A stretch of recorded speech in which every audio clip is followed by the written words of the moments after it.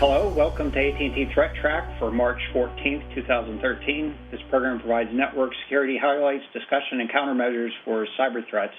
I'm joined today with Jim Clausing and Tony Tortorici, and welcome back, guys. Glad to have you with us. I'm Brian Rexroad, and I guess I thought we'd start today with just a sort of a headline that showed up in the LA Times. I think it's showing up in some other areas as well. It relates to how we rate cyber attacks or the threat of cyber attacks, and the headline here is that U.S. officials are saying that the cyber attack threat is bigger than Al-Qaeda today. So I think that's a sort of an interesting thing to put into perspective. This is related to some testimony that's being made recently, and probably a good story to take a look at. So we encourage you to take a look at that. So with cyber attacks and the threats associated with that being an important part of what we're concerned about today, let's hand it over to Jim. And Jim, I guess there's been some recent activity with Mac, and it seems like we're increasingly seeing Mac targeted as in attacks recently. Is that your assessment as well? Yeah, we are, and it's something that I've been expecting for quite some time. And there have been some high-profile attacks recently that they claimed used Macs to get into enterprises. And in researching some of this, I actually came across a story that came out last month about the particular Trojan that appears to have been the one that was used in some of those recent high-profile breaches. And the interesting piece about this, there are ways to break into pretty much any system, but the interesting piece about this, and there are not a lot of details on it yet, I'm trying to get my hands on a sample to see if I can figure out more how it works. But excuse me. This particular Trojan is called pint-sized or pint, depending on the vendor, appears to bypass Gatekeeper, which is the technology that Apple introduced, one of the relatively recent releases, that was supposed to make it more difficult to install, had to explicitly allow installation from either the Mac App Store or third-party, and somehow it appears that they've bypassed this, and the mechanism isn't entirely clear. So that's the interesting thing that I'm still going to do some more research on exactly how that works. But this is the first attack against the Mac I've heard of that appears to have bypassed Gatekeeper, so that makes it something worth keeping an eye on. We've had attacks using Java or some of the other third-party type stuff that's attacks against browsers, and those have from time to time targeted the Mac, but this is the first one that I'm aware of that has attempted to bypass some of the built-in security mechanisms. So it's just a development to keep an eye on and to keep a lookout for. So this is we're referring here to the watering hole that was the watering hole attack that was pretty well publicized a few weeks ago, and I guess the mechanism that they were using here is a little different than we had seen before. And I guess my assessment, I'm interested in your opinion on this, I don't think this is any case where, Mac has gotten weaker or anything. I think this is a matter of more users are gravitating toward alternative operating systems and using Mac, and, particularly, I think they've grown their market in particular because of the success of iPhone and iPads. And as a consequence, because there's a larger user base, it opens up the station for hackers to go after them. Is that your belief as well? Absolutely. as I said, I've been expecting increased attacks as market share, inches upward. As there's money to be made by the criminals by attacking that platform, they'll start to invest their own time and effort in finding ways to break it, and I think that's what has happened here. It's finally to the point where it seems to be worth their time and money to invest in ways to crack the other operating system. Now, I think this is one of those areas that perhaps there's not enough information, or this particular case, that we tend to want to make a distinction between a targeted attack and a sort of a low-hanging fruit type of attack where they're just trying to see who they can compromise. And this is one where I guess some are sort of saying it may have been targeting a variety of different organizations, and then on the other hand, some are saying that it was intended as a fairly sophisticated targeted attack. I guess the jury's still out on that topic. Is that? Yeah, I agree. I think the jury is still out on that. As I said, I haven't been able to get my hands on a sample to look at in any more detail, and the particular watering holes that they were using snag the victims seem to have been shut down. So until I see more detailed analysis from the folks who actually investigated it, I don't have much more opinion, but I think you're right. Yeah, I think the real proof in the pudding is when you find what they've actually done after the machine's been exploited. Have they, done various things that are specific to organizations, or is it just pilfering information and not necessarily making use of all of it? All right. Well, thank you, Jim. And we'll want to keep a close eye on these kinds of developments going forward. I guess we talked about Mac. I guess we'd be remiss if we didn't talk about Windows as well. And I guess yesterday was this is the second. This is the second Tuesday. This week was the second Tuesday. So it's usual. Microsoft patch updates, Adobe updates, there was a Firefox update. The particular ones that I want to concentrate on, although all of those are probably significant, and if you're running any of those products, make sure you get patched. But in particular, I wanted to take a quick look at three of the Microsoft patches that got my attention. The first one is the IE patch. The Internet Explorer patch was the one critical one on the list that got a lot of attention. It did not appear to fix all of the known vulnerabilities, although I don't know that exploits are in the wild for all of them yet. So I expect there will be another patch for Internet Explorer next month.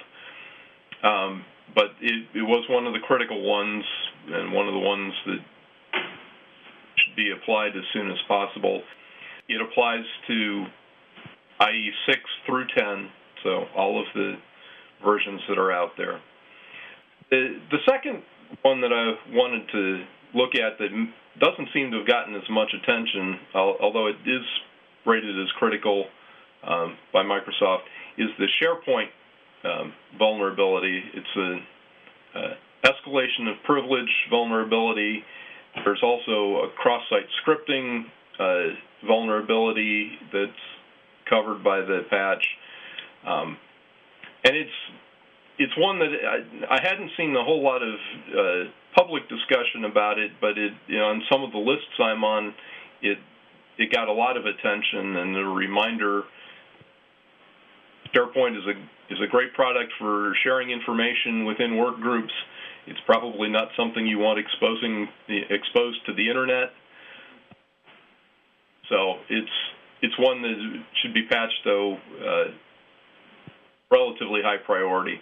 Well, I was going to just sort of interject here briefly. Forgive the interruption, but I think the You mentioned not exposing it to the internet. By the same token, you are encouraging patching it, and I think that's still, we shouldn't consider an enterprise perimeter to be the security protection. That is, even within an enterprise, particularly a large enterprise, you want to make sure that you have good controls within that enterprise, and clearly having applications that you can trust to maintain those controls is going to be pretty important here. So.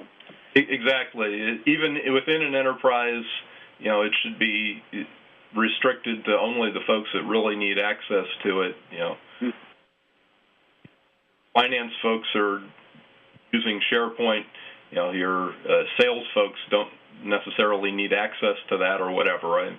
In general, it's great for sharing information between folks within a work group or within an organization, but you need to be careful about how widely you have that open. Okay. I agree, and I would just like to add again that having it internet-facing or out on the internet, there's so many different things that could probably hit it, attack it, and you'd end up finding even more vulnerabilities with SharePoint if you just try to expose it out to what is out in the wild. Yeah. You just don't let the bad guys have a shot at it. Right. The third one, the one that I think is perhaps one of the most interesting ones, although it's only rated as critical or as important by Microsoft, was MS-13-027, and this was vulnerabilities in kernel mode device drivers could allow privilege escalation. This particular one, though, has to do with USB drivers. And if somebody were able to physically get access to a box, even if it's locked, if it's got a screen lock on it, or there's nobody logged in, if they can physically plug a device into into a USB port, this one doesn't require auto run or anything. We've talked about the auto run type issues in the past where if you have an auto run enabled and you stick something in there, you could execute something there. But this particular vulnerability is actually in the enumeration phase. When the OS detects that a device has been installed and goes to query what the device is that's out there, it's at that point that you could escalate privilege and potentially execute something there. Now, the fact that the bad guys have physical access to your box means you're already in trouble. So that's one of the reasons why it's probably important rather than critical. Physical access is a number of my friends in the community say if the bad guys have physical access, it's game over already. But this was one that seems to me like a big deal, although it's only rated important. It's just an attack vector that I hadn't seen before at the enumeration phase, where it didn't require somebody logged in, to see the device.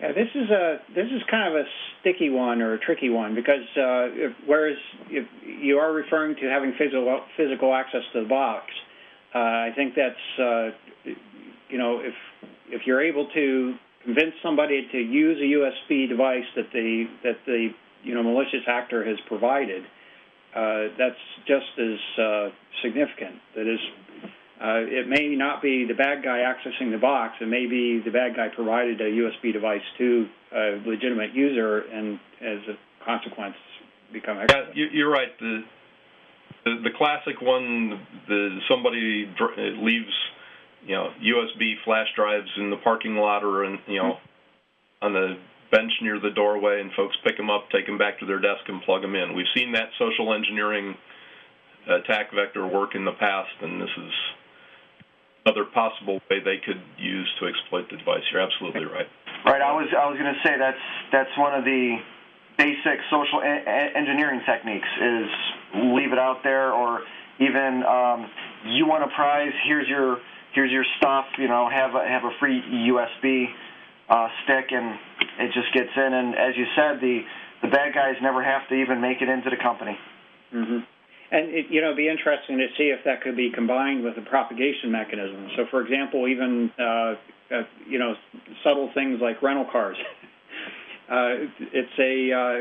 Cars today have USB ports on the stereo system, so that you can pipe MP3 into the stereo, and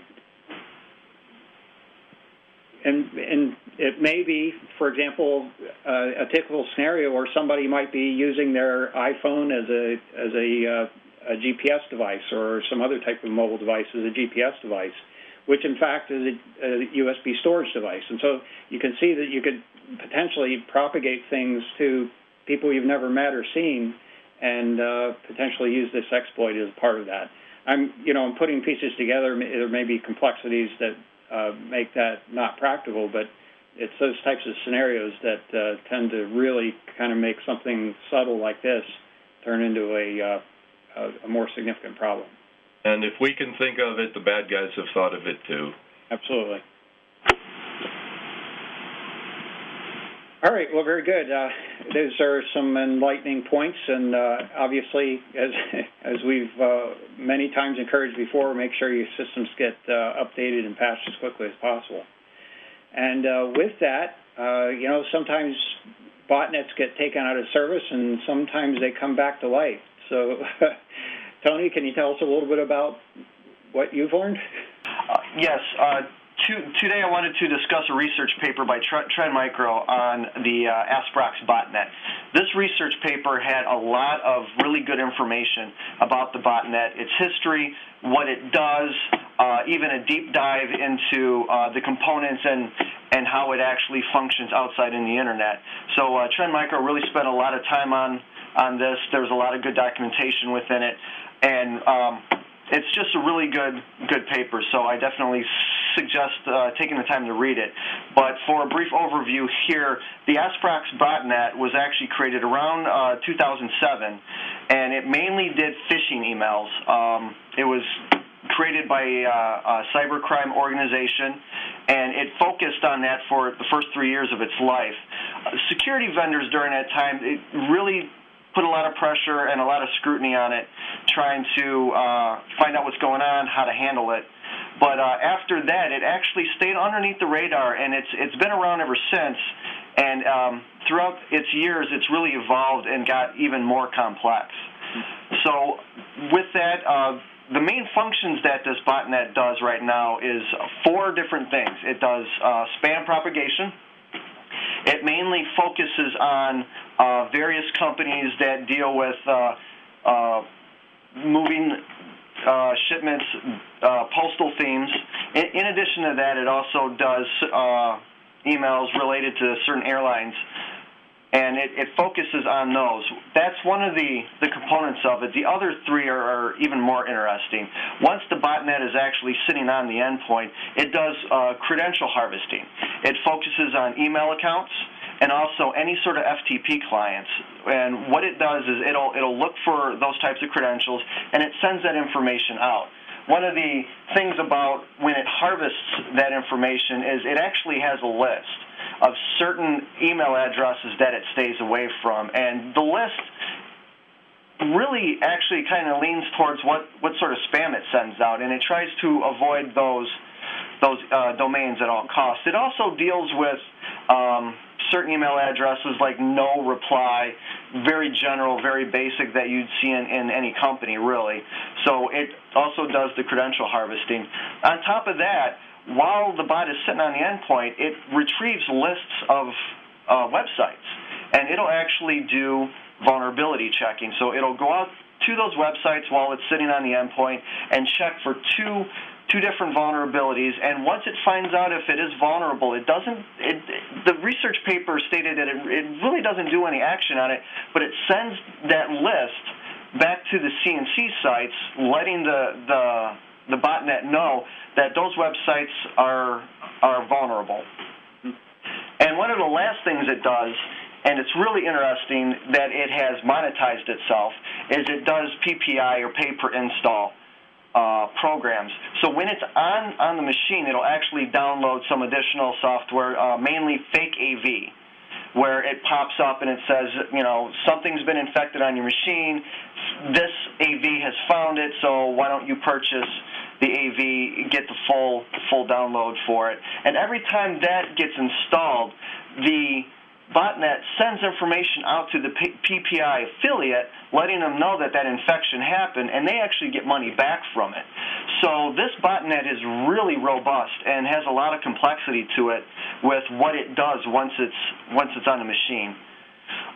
The next part of this research paper dives into the four main components of the botnet itself, how it functions, what it does, and it provides a lot of really good information on the communication that you may see.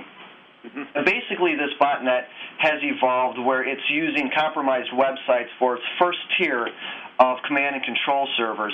That way, it really deters security vendors from being able to lock down and prevent this botnet from functioning. That first tier will actually rotate. It'll change around, so it makes it a moving target, which is really difficult. That tier will actually proxy up to what they called in the research paper the mothership, which is the main CNC infrastructure for this botnet. With that, it adds a lot of complexity, and it really makes it difficult. And you can tell that it learned, the people that created this botnet learned from past botnets that have been disassembled or kind of phased out, and it's evolved. And one of the prime examples would be how the Rustock botnet went from very, very static infrastructure to a very robust one that moved around and rotated. So you see a lot of similarities between this one and previous botnets. Mm-hmm. There's you mentioned sort of the evolution of these, and I think there's a fairly reasonable analogy to the notion of evolution in nature, in that, as you were talking, I was thinking, based on the experience of having been tracking botnets for a number of years, some of the characteristics that you described are actually ones that we've seen very frequently in botnets. Some of the mechanisms you described in terms of robustness, there's been clearly a trend among different botnet technologies to use compromised websites to host their command and control, because it does help them basically hide in that activity. Some of the things you mentioned, that there had been a effort to take Asprox out of service some time ago. Right. And actually this occurs fairly regularly. What will tend to happen is some pieces of it will be dismantled, and what the actors associated with that botnet will do actually go idle for a period of time and switch their activities over to perhaps a different botnet, and then come back and revive the botnet at a later time when the scrutiny is lowered. Okay. So, and I kind of wonder to what extent, whether it's actually just a relatively small number of groups that are actually doing this activity, or if there's a lot of sharing, or if even if it's a, sort of just an evolutionary type thing, that is, the things that work tend to get learned by the malicious actors, the folks that are running these botnets, and they tend to gravitate toward the same set of tools or mechanisms just because they're the ones that are successful. Right, I agree. And when it comes down to finances, especially this one being monetized the way that it is, if money is involved for these organizations, they'll learn whatever they can to improve it. It's almost like market share, how much that organization can spread out and how much they can actually funnel in. So as you said, learn from the best and evolve your own botnet, or even create a brand new one that has all the different features that are the best of breed per se, right, for their tools. Yeah, absolutely. So that's an interesting story, and I think it's fairly typical of a lot of the botnet activities that we've seen. They're very, very difficult to take out of service unless there's a real deterrent.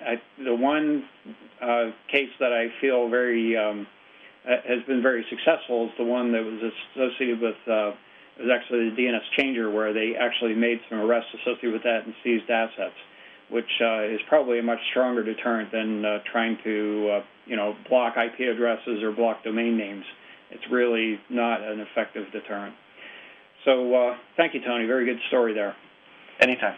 With that, let's take a look at the internet weather. I have several things to show you here today, but nothing that I would describe as particularly surprising. One particular observation I wanted to share with you that you might find interesting. So let's first take a look at activity. This is associated with an increase in byte volume as well as packet volume on source port 161 UDP. That's simple network management protocol associated with that port. We've reported this type of activity a number of times before. This is really SNMP reflection attacks. So there's the denial of service attack, or a type of denial of service attack, where they're reflecting packets off an SNMP server that's exposed to the internet, spoofing the source address so that the response goes back to a target of attack. And I guess my advice here is that you really don't want to have SNMP exposed to the internet, partly because of this reason, partly because it will present vulnerabilities to any device that you have exposing that SNMP. But in this particular case, what we saw is that there was an attack that occurred between March 10th and through March 11th. It was about just a little short of 2 days long. That one was actually targeting a particular single target. And more recently, what we've seen is a variety of targets, multiple targets that have been targeted by this sort of attack activity. We see this type of attack from time to time. One of these was a little larger than we've typically seen. And as I said, you don't want to be exposing SNMP to the internet. Next one here is a similar type of activity. This is an increase in byte and packet volume associated with port 53 UDP. That port is associated with DNS, the domain name service. And these are basically just packet flooding attacks. I know I've reported in a number of cases in the past, DNS reflection or DNS amplification attacks. That's not the case here. This is just flooding targets with packets and that are intended to look like DNS queries. And in this particular case, it's kind of interesting because most of the attacks that we've seen have been relatively short, maybe lasting a few hours. But we had one case here where the attack actually lasted through the weekend.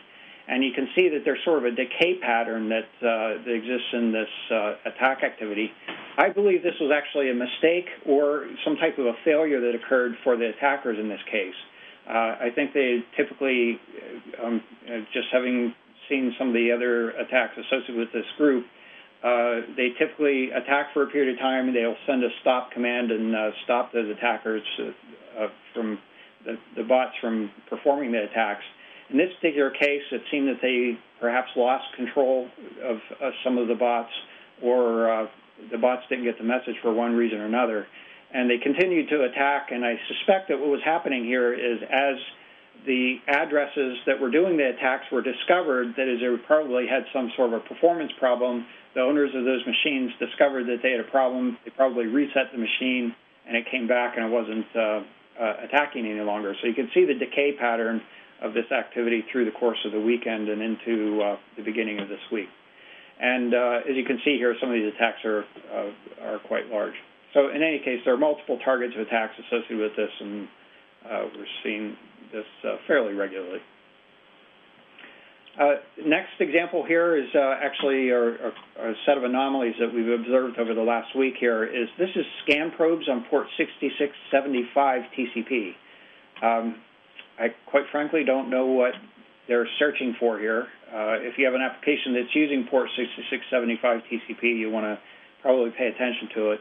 And it seems that there's sort of been an increase in the level of activity here, but I wouldn't call it, particularly aggressive interest. So it's really just the majority of the probes are coming from a single address in China here, and it's using a fixed source port scanning. And I think that's basically a tool set that allows the scanning activity to be performed much more quickly than would be done using a regular TCP socket, which will assign ephemeral ports associated with that.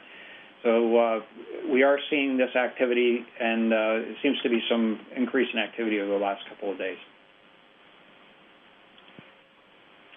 Next item here is, again, scan probes on 5904 TCP. And again, this is a single source from France that's doing, it's actually a hosting provider in France that this is coming from. So it may have been a server's been compromised and they're using it for that purpose, or the server has actually been purchased, perhaps even through a stolen credit card. That's conjecture here. But we saw some sort of short periods of scanning activity in the latter part of February, very beginning of March here, and then are seeing much more consistent scanning activity since this is on March 7th, where this more consistent scanning activity has taken place. So there's a possibility as they started doing the scanning just to research whether this port might be worth scanning on, and later decided it was worthwhile and are continuing that activity in a much more aggressive manner. The scanning here is not what I would describe as very aggressive, but it certainly is a lot more consistent than it had been in the past. Quite frankly, I'm not sure what they're scanning for on this port. The one thought that I have is there are one popular port to scan on is 5900 TCP. That's associated with VNC, that's virtual network computing. It's a remote access protocol. And the way VNC is set up is if you have multiple servers that you want to be able to get access to, it will assign these ports sequentially. So 5901 would be the next port, 5902 the next port, and 5903 the next port. There's a chance here that they're looking for servers that are hosting more than one server on that same IP address. Next item here is scan sources. This is the number of source IP addresses that are scanning on port 53 UDP DNS. And typically, I've kind of assumed that this type of probing activity is associated with identifying DNS servers. And there are a couple of reasons you might want to do that, that is an attacker might want to do that. One would be to be able to perform DNS reflection attacks. Another might be to identify authoritative servers and to basically do some mapping activity associated with those authoritative domains. In either case, most of the probes here are coming from a single provider in China, and the probing level itself is relatively low. So if we look here in terms of source IP addresses, we see a typical, what I'd describe as a noise level of about 25 or so sources that are doing the scanning. But we see definite spikes up into about 150 or so.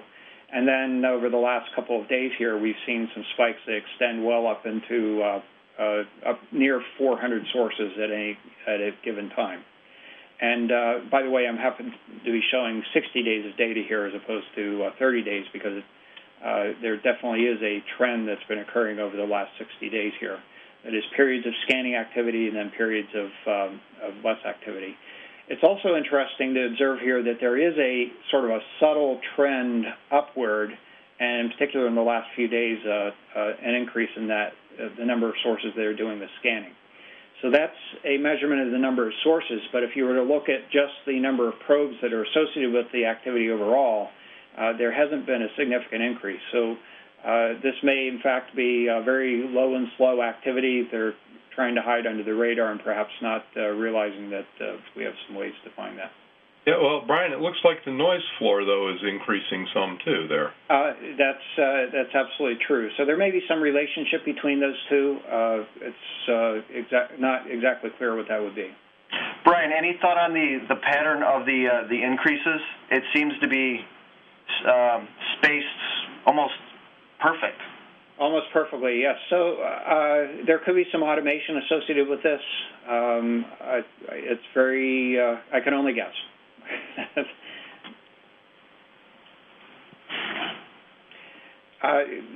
So let's take a look at our normal pie charts here. And this first one here is looking at the most probe ports, and this is specifically from, actually the date here is not quite correct, but this is actually from March 13th, 2013. And first of all, what's interesting to note is there are a large number of, or the other category associated with this is very large in comparison to what I would describe as typical and the other ports. Basically, what that's telling us is that we have a lot of other, many of our probes that are associated with ports that are outside of the top 10 that we're showing in this pie chart.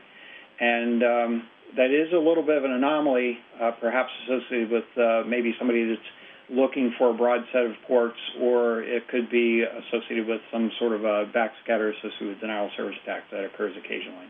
And we'll get into some activity associated with that or related to that in a minute here. Next in line is port 445, which is our typically near the top of the line. And we also have port 16464 UDP, 16471 UDP, both of these associated with the peer-to-peer communications and the zero-access botnet. Port 1433, port 3389, port 22, and port 23, all of these are associated with services that are frequently targeted for password guessing activities. And the last two here I want to elaborate on a little bit more. This is port 3072 TCP and port 1024 TCP. I think I reported on this, perhaps it may have been actually about a year and a half ago.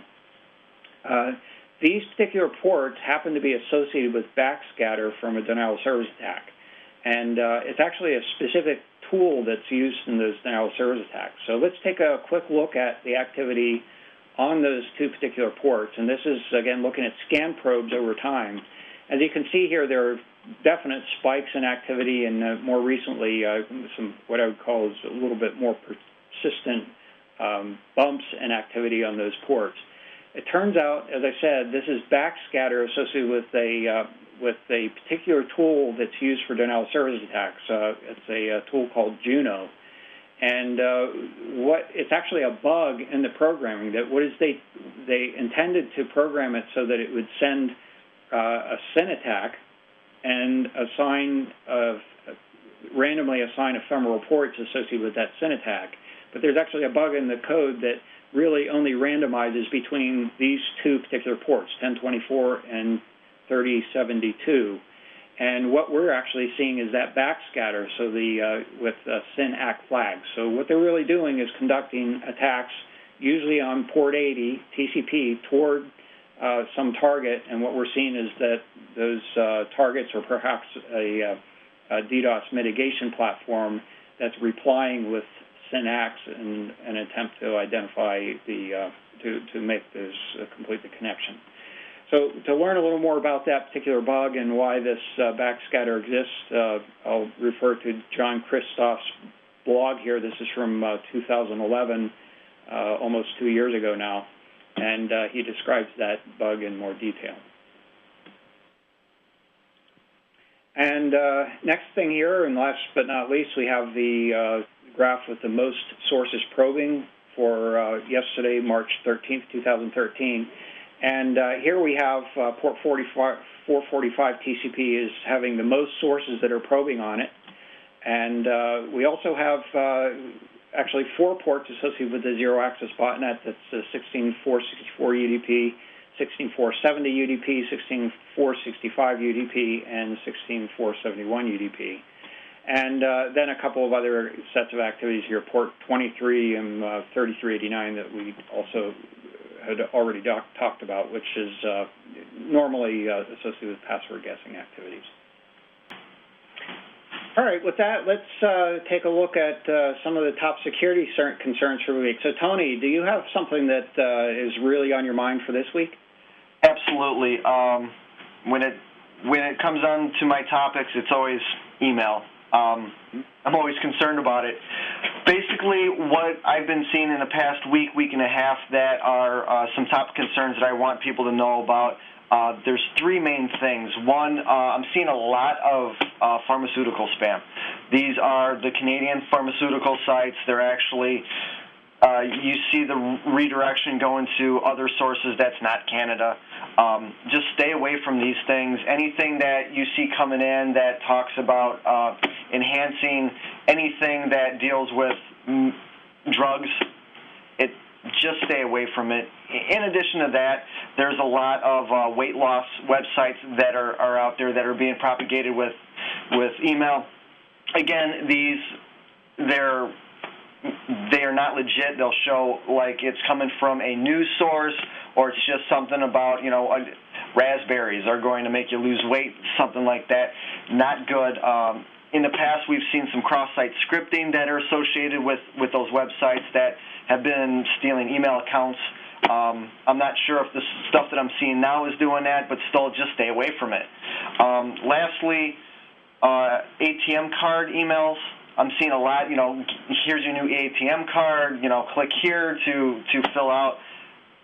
No one's going to send you information about ATM cards. Just stay away from it. But those are really my top three concerns, that I'm seeing a large amount of those emails bouncing around. Okay, very good. I think one of the things that's interesting is they certainly have some seasonal themes here. So this going into the spring here, I'm sure folks are trying to lose that few extra pounds and get into that bikini season. I know I'm getting ready to wear my bikini. I got the polka dot one waiting for me. So those types of campaigns, as you said, stay away from them. Usually if there's a deal that looks too good to be true, it probably is too good to be true. So. Right, and real quick, one thing to add about the diet ones, things that I've seen and complaints that have come to me is friends will not send you emails that tell you to lose weight. They just won't do it, and a lot of that is from hacked accounts. So just really stay away from those. Yeah, real friends will tell you in person, right? Yeah.